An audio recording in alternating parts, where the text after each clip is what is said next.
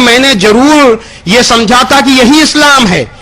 میں نے بتایا کہ کچھ لوگوں کے اخلاق کی وجہ سے دا ہسٹری آف اسلامی ٹریڈیزم لکھی تھی. میں نے سوچا تھا یہ اسلام ہے, لیکن جب واستوک اسلام کو جانا, حضرت محمد صلی اللہ علیہ وسلم کو جانا, جب قرآن کو جانا, جب حدیثوں کو پڑھا, تو مجھے ان پر دیا آئی, ان سجن پر, کہ وہ اسلام کو نہیں جانتے. ایسے لوگوں کو معاف کر دینا چاہیے.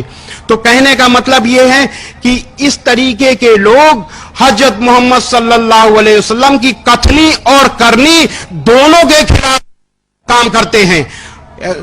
میں سمجھتا ہوں کہ آپ کی کتھنی اور کرنی کے حساب سے اگر دنیا چلے تو ساری دنیا میں امن چین ہو جائے. اس سے بڑا ستیہ دھرم, اس سے بڑی انسانیت اور کوئی ہو ہی نہیں سکتی. جتنی کی بڑی انسانیت اسلام میں موجود ہے, حضرت محمد صلی اللہ علیہ وسلم کی کتھنی اور کرنی میں موجود ہے. ایک بار میں اپنے ہندو بھائیوں کو بتاؤں کہ ایک بار حضرت محمد صلی اللہ علیہ وسلم سے ایک سجن نے کہا کہ اے اللہ کے رسول, اپنے ویرودھیوں کے لیے بد دعا کیجئے اور ان پر لعنت بھیجئے. اللہ کے رسول صلی اللہ علیہ وسلم نے کہا کہ مجھے اللہ نے کسی کے لیے بد دعا دینے کے لیے, کسی پر لعنت بھیجنے کے لیے نہیں بھیجا, رحمت کے لیے بھیجا ہے. اور قرآن مجید میں اللہ کا آدیش موجود تھا.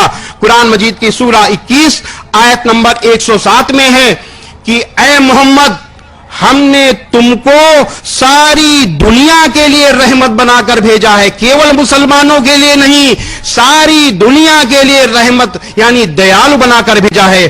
اللہ کے رسول صلی اللہ علیہ وسلم قرآن کو اپنے کرموں میں اتار چکے تھے, اسی کے حساب سے چل رہے تھے.